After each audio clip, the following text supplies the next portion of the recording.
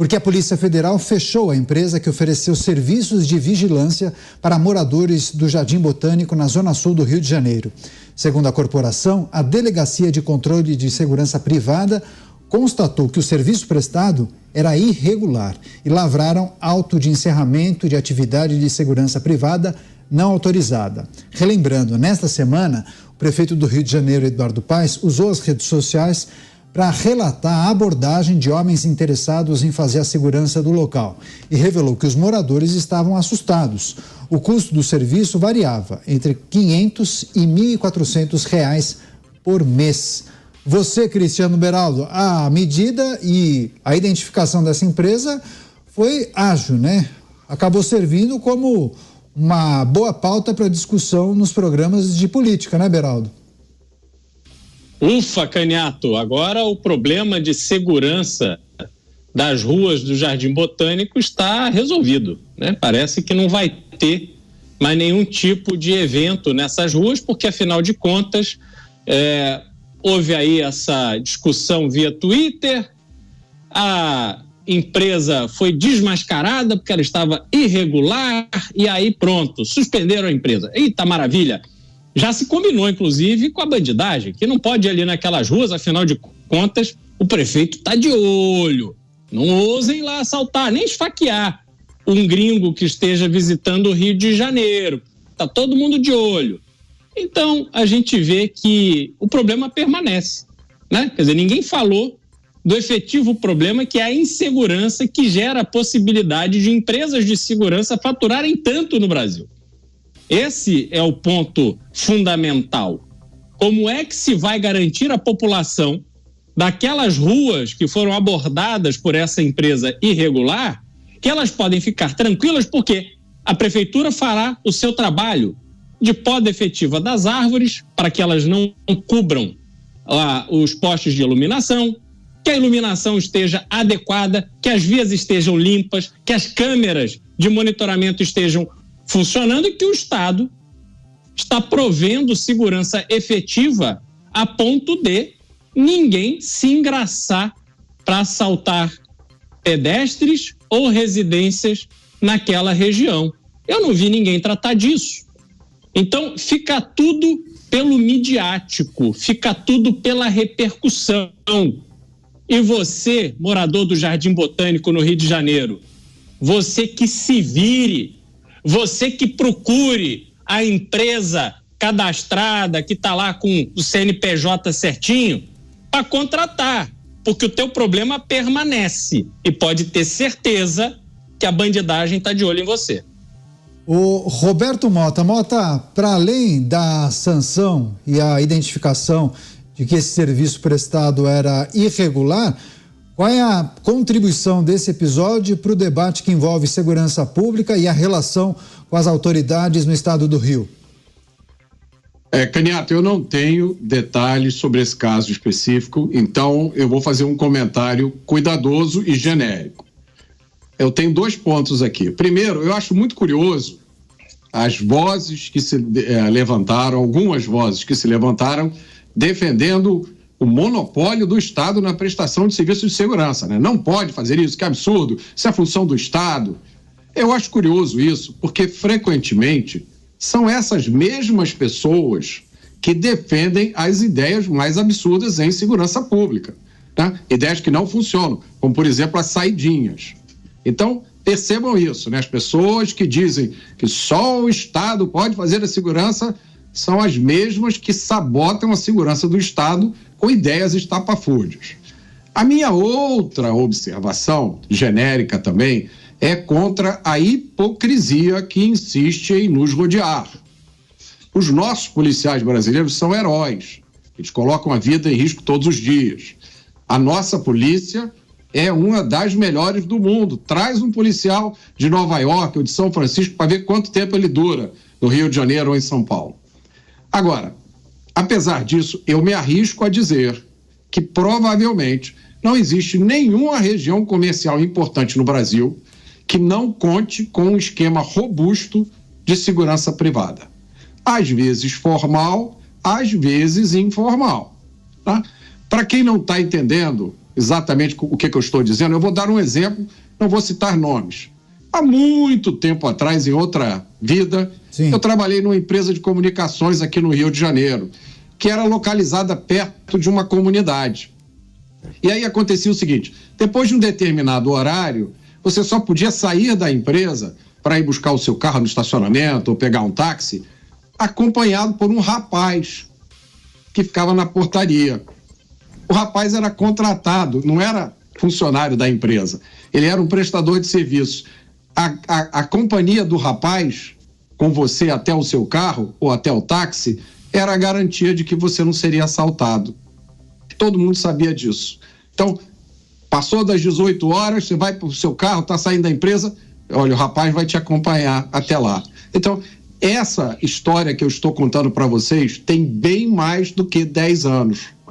Então, eu tenho uma dificuldade com essas reações escandalosas de indignação de figuras públicas que deveriam conhecer muito bem a realidade do lugar onde vivem. Pois é, inclusive, viu, Mota, eu, em outros tempos, também tive que realizar gravações em comunidades aqui de São Paulo. E eu me lembro muito bem que a produtora no caso, tinha que fazer os contatos, por exemplo, com uma ONG que promovia atividades esportivas em determinada comunidade aqui em São Paulo. Só que tinha toda uma negociação, um cuidado especial, porque tinha que avisar o pessoal, os chefes daquela comunidade, né? Leia-se os chefes do tráfico de drogas, para autorizar a entrada da equipe de televisão, para garantir que tratava-se de uma matéria que iria mostrar o trabalho da ONG que fazia aquele projeto social ali na comunidade, e não era uma matéria de investigação, por exemplo, sobre a atividade ilícita daquele grupo. São coisas que a gente só observa no Brasil. Gani, e você? Não, é verdade isso. E eu acho que o Rio de Janeiro é um exemplo emblemático. Há locais no Rio de Janeiro, Mota sabe muito melhor do que eu, né? Porque é especialista em segurança pública e porque vive no Rio de Janeiro, de que o poder público, ele não entra. Ele simplesmente não entra. Ele tem que pedir essa autorização para o tráfico de drogas. Então a gente vê isso com o GatoNet, né? Então uma empresa lá que vai de TV a cabo não consegue entrar, uma empresa de internet não consegue entrar, a empresa de eletricidade não entra, o bombeiro, todo mundo tem que pedir essa autorização para as narcomilícias. É a falência completa do Estado. E aí, quando você tem essa completa falência do Estado, é claro que vão aparecer grupos privados vendendo a solução. Fala, olha, o Estado não está te protegendo, então eu ofereço aqui esse serviço. Eu também acho que isso é absolutamente legítimo. Claro, não estou a par se houve ou não irregularidade, mas a ideia de ter uma segurança privada é absolutamente legítimo.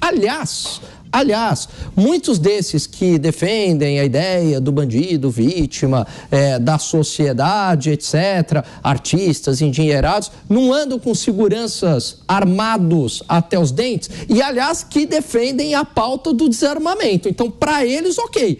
Para mim, tudo bem ter segurança privada, pessoal armado até os dentes. Agora, para os outros, somente o Estado. Uma baita hipocrisia. Agora, eu só vou citar aqui, tem um estudo de 2004, publicado no American Economic Review, que é uma das revistas acadêmicas mais respeitadas do mundo. E ele meio que prova o óbvio, usando técnicas estatísticas sofisticadas, que o aumento do número de policiais reduz a criminalidade e controla com outras variáveis também. O que fica provado no estudo? Que o aumento do número de policiais reduz a criminalidade e o enforcement da lei, ou seja, a aplicação rigorosa da lei também diminui a criminalidade. Quer um exemplo real onde que isso aconteceu? Cidade de Nova York. Na década de 80, início da década de 90, era um horror a criminalidade em Nova York. Houve a tolerância zero, aumento do número de policiais, que se intensificou ainda mais depois do dia 11 de setembro, né? Foi um evento exógeno, terrorismo, mas houve mais policiais na cidade. A criminalidade reduziu drasticamente, se tornou uma das cidades mais seguras do mundo ali em 2005. É claro que depois que entrou um governo democrata, a coisa voltou a desandar em Nova York, hoje é uma cidade violenta novamente. Pois é, eu vou fazer inclusive um comentário sobre Nova York, vou até passar a palavra para o Beraldo. Beraldo, antes a gente tem um compromisso comercial, mas em Nova York a gente viu, né, pelo menos nos anos 70 e 80, algo similar, né? Aquela fase mais barra pesada, as máfias italo-americanas acabavam exigindo pagamento de proteção para os comerciantes. Se eles não pagassem, chegavam mascarado ali e arrepiava, né? Eram os próprios mafiosos, né? Rápida parada, daqui a pouco o Beraldo vai trazer a sua reflexão e análise em relação a esse assunto. Claro que você é importante, porque você mora em uma cidade e, eventualmente, você também já observou problemas de segurança pública e de gangues e de grupos criminosos. 1 minuto e meio a gente vai estar de volta. E eu conto com você. Até já. Os pingos nos is. Jovem Pan. Participe da promoção Sidney Oliveira Ultra Prêmio e concorra a 6 Renault Kwid, 6 PlayStation 5, 14 iPhones 14 e viagens a Portugal e Espanha. Para participar é fácil, é só comprar R$50 em produtos da linha Sidney Oliveira no site ultrapremio.com.br ou nas lojas físicas. Lá você ganha um cupom, raspou, cadastrou e pronto! Promoção Sidney Oliveira Ultra Prêmio. Acesse ultrapremio.com.br e consulte o regulamento. Agora com mais chances de você ganhar. A segurança do seu patrimônio garantida. Jardim impecavelmente bem cuidado. Recepcionista com cartão de visita da empresa. A Gocil transforma a maneira de prestar serviços com tecnologia. Tudo absolutamente limpo e higienizado. O café e a água na hora certa. Excelência operacional. Treinamento específico e processos integrados. Gocil, a maneira mais segura de confiar. Agora você pode ter acesso exclusivo a reportagens, análises, vídeos, podcasts e informações em primeira mão no portal da Jovem Pan News. Além de se informar com todos os assuntos em áudio da Rádio Jovem Pan News. Escolha um dos nossos planos e receba conteúdo ilimitado em nosso portal. Os assinantes também terão acesso à Live JP Premium, uma sessão com vídeos exclusivos do time de comentaristas da Jovem Pan que você não encontrará em nenhum outro lugar. Acesse jovempan.com.br, clique em assinar e selecione seu plano. Jovem Pan News, com você, onde estiver. Os pingos nos is. Jovem Pan. Estamos de volta com programas Pingos nos Is, reunindo os assuntos mais importantes do dia, sempre contando com as análises dos comentaristas aqui da Jovem Pan. Falávamos sobre segurança pública, os desafios do Rio de Janeiro. A Langani trouxe um exemplo importante da cidade de Nova York, que vivia uma onda de criminalidade, depois instituiu uma nova política de segurança pública chamada Tolerância Zero. O prefeito à época era Rudolph Giuliani, que depois se tornou inclusive advogado de Donald Trump. Cristiano Beraldo sabe bem dessa história e vai trazer também sua reflexão, né, Beraldo? Eu lembrei também da época das máfias italo-americanas, as 5 famílias mafiosas de Nova York também. Eles faturavam muito com o roubo de carga e também com essa proteção que eles vendiam para os comerciantes. Assisti muitos filmes do Scorsese, eu acho, hein? Pois é, e é interessante a história de Nova York. Tem um livro do Ricardo Amaral, dono de vários restaurantes famosos no Rio e em São Paulo, que ele conta a experiência dele de abrir um restaurante em Nova York e como as máfias chegaram ali até ele para dizer qual era a empresa de limpeza que ele tinha que usar, o serviço disso, o serviço daquilo, era tudo já dividido e a ele só cabia se enquadrar a regra estabelecida na cidade. E não foi só Nova York, não. O Miami também foi uma cidade que passou por um processo terrível, que foi dominada pelo tráfico de drogas ali até a década de 80. Com os colombianos, sobretudo, mas a cidade ficou completamente entorpecida até que o George Bush, na época vice-presidente, ele recebeu carta branca do governo federal e aí Ronald Reagan, à época, e aí foi com tudo para recuperar a cidade de Miami, a região, da mão dos traficantes, porque chegou a um ponto em que a polícia sequer conseguia contratar policiais se fizesse o teste de uso de drogas. Todo mundo estava numa viagem muito louca. Em Miami, a criminalidade tomou conta e até que teve um ponto final a partir de um governo republicano. E o retrato de Nova York é muito isso.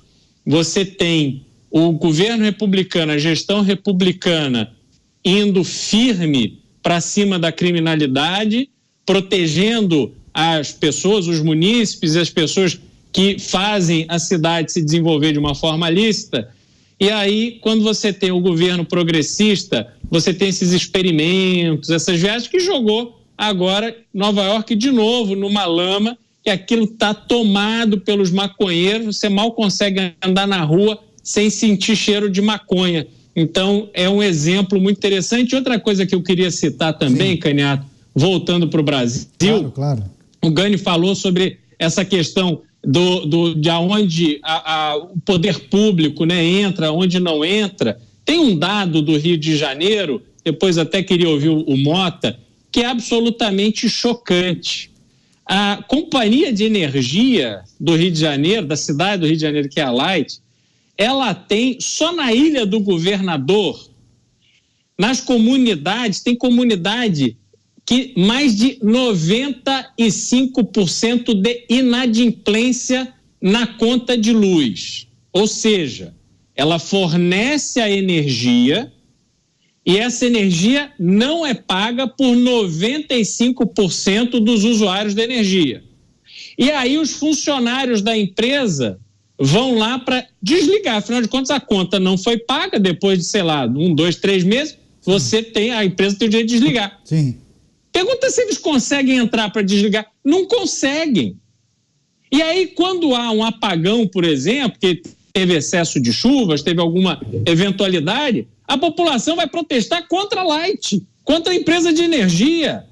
Então está tudo absolutamente errado nesses ambientes que são dominados pelo poder paralelo, porque eles impõem uma regra que é extremamente penosa à sociedade em vários aspectos, e eles estão lá soberanos, completamente protegidos da influência do poder público, do poder constituído. Mandam e desmandam, fazem o que querem, e é assim que está.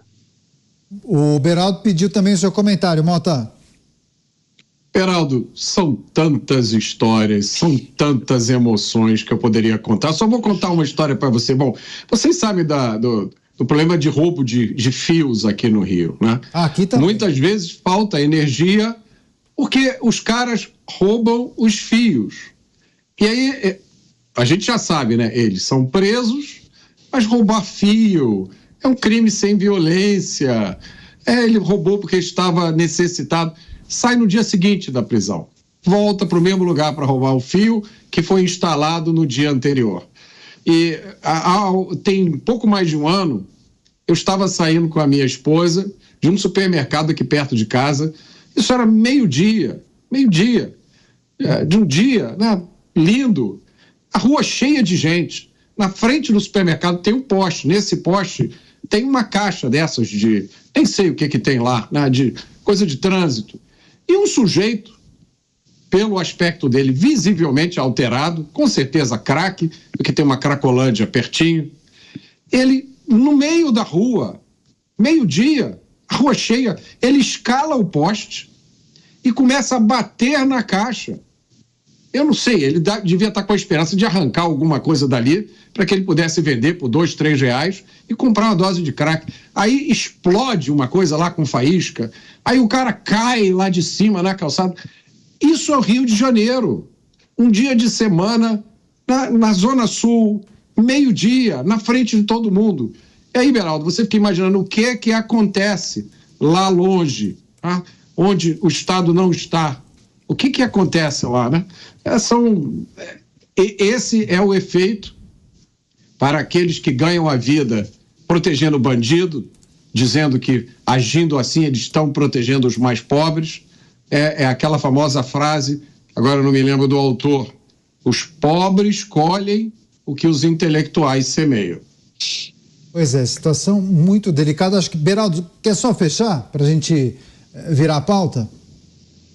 Não, é exatamente esses exemplos que vão surgindo, sobretudo no Rio de Janeiro, que são absurdos. Eu vou só lembrar um rapidamente. Sim. Tem lá uma via que foi construída durante o governo Cabral, que, se não me engano, se chama Transolim, uma daquelas vias. Eles colocaram, pelas minhas contas, mais de 2.000 postes com alimentação solar, certo? Hoje, qualquer pessoa que passar ali vê eu estou falando de 100% desses postes derrubados, estão no chão, todos eles, e toda aquela infraestrutura de baterias, não sei o que, para captação de energia solar, roubadas. Há anos esses postes estão no chão.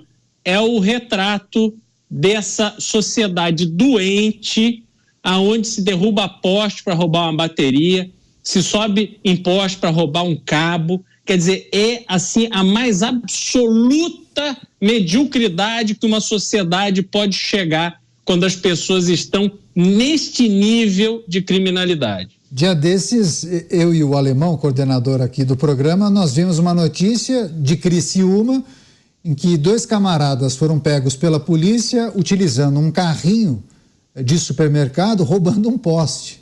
Você acredita? Eles derrubaram um poste, estavam transportando o poste de iluminação com um carrinho de supermercado. E aí, Alan Gani, eu já vi muitos memes de brasileiros questionando. Imagina só se a gente tivesse aquele serviço de entregas com carro autônomo, com aqueles carrinhos autônomos, ou então com um drone comandado por inteligência artificial. Ou seja, você faz uma compra num restaurante, aí vem o drone com a comida e entrega para a pessoa em determinada localidade. Você, educadamente, abre aquela caixinha, pega a sua alimentação, fecha e o drone vai embora. Você acha que daria certo aqui no Brasil, Alan? Olha, claro que não. Até, aliás, eu vou contar uma história aqui no prédio que eu moro. Era comum deixar comida no elevador, a entrega, e o morador pega, né? O que aconteceu? Caso de roubo da comida do outro morador. É inacreditável, né? Então, e aí acabaram. Agora você tem que descer, enfim. Agora, eu quero chamar a atenção para o seguinte, em todos esses exemplos que a gente trouxe, geralmente o discurso é falar, olha, a pobreza, a desigualdade, não sei o quê, afeta a criminalidade. E a gente nunca faz o exercício inverso. A criminalidade gera a pobreza. Por quê? Porque você tem, por exemplo, na favela, pessoas com uma capacidade de empreender muito grande, que poderiam pegar ali um dinheiro, abrir um negócio na própria comunidade e não fazem com medo do tráfico de drogas. Você falou, prefiro aqui continuar como um assalariado, não vou abrir aqui um bar porque eu não quero ter problema com o traficante. O turismo é um exemplo bem concreto e palpável que é bastante afetado pela criminalidade. A partir do momento que há criminalidade, você espantou. O turista, ele não quer nem saber. Você pega lá um turista europeu, americano, ele vai falar, por que eu vou lá pro Brasil para ser assaltado no bug? Passeio de bug, o pessoal assalta em passeio de bug? Eu não. Eu vou lá pro Caribe. Então, enfim, tem uma perda econômica além da perda de vidas.